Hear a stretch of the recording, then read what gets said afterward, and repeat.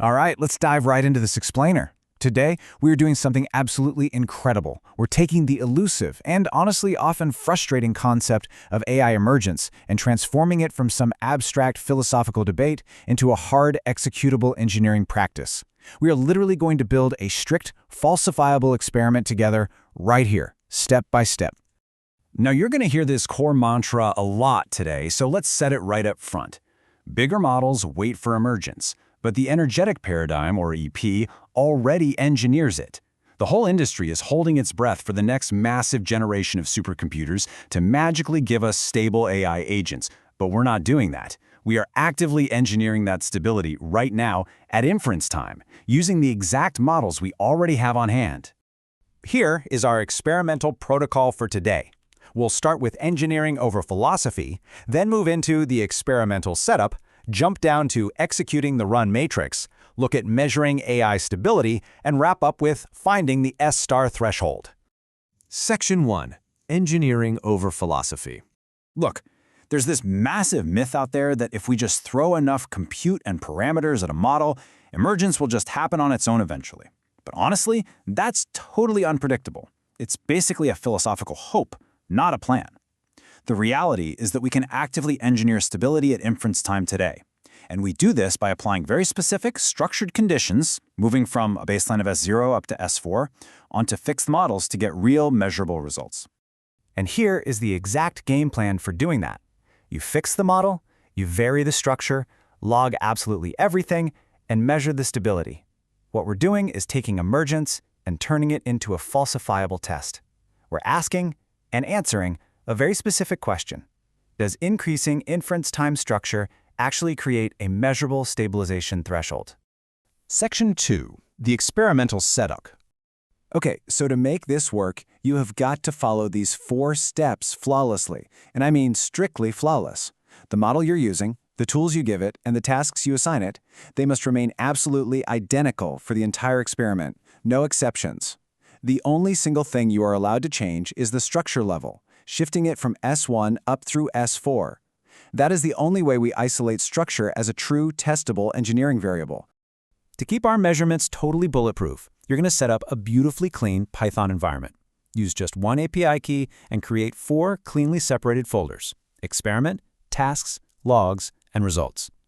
You have to lock into exactly one model version. Seriously, do not let an auto-update quietly ruin your control group halfway through. And make sure 0 hidden variables like background system prompts or unlogged retries shift around during your runs. Next up, we lock down the toolset. We are talking deterministic actions only here. Think a file read tool, a calculator, and a local knowledge search. Now you might notice something completely missing there: the open internet. And that's by design. The open web literally changes by the millisecond, right? If our goal is the controlled measurement of an AI's internal stability, we absolutely cannot introduce the wild noise of live internet access. Every single task you feed into this system needs to be rigorously structured in JSON format. We are way past asking simple trivia questions. These tasks need to demand 5 to 8 distinct reasoning steps, plus at least 2 separate tool calls to complete. But here's the absolute kicker.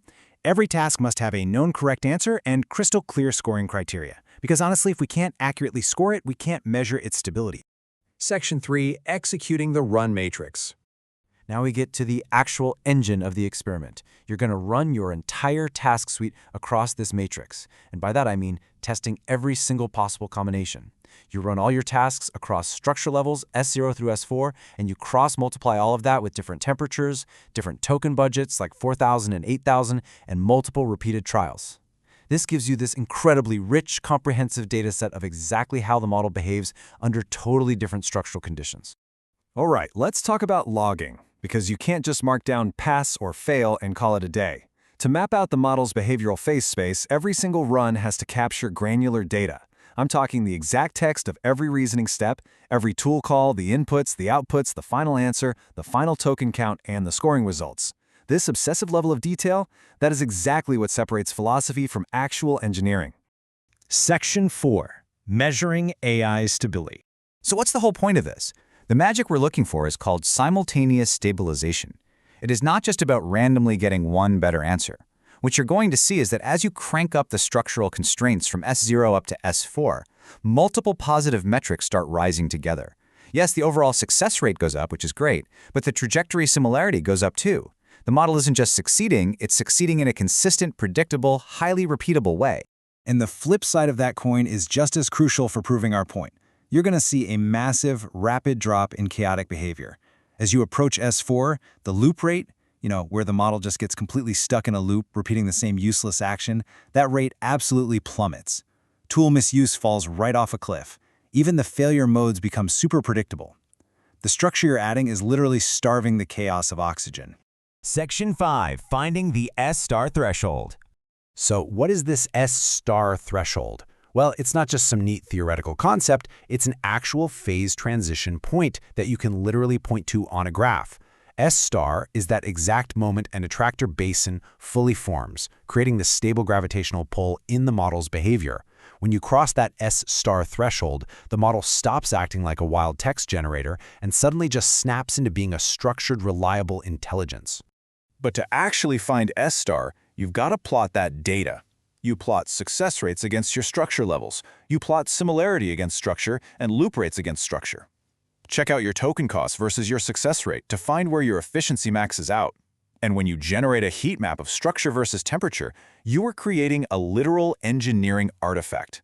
It's a map that says, here is S-star, giving you the exact optimal operating point for your specific AI model. Now, let's take a quick reality check, a little guardrail for our conversation.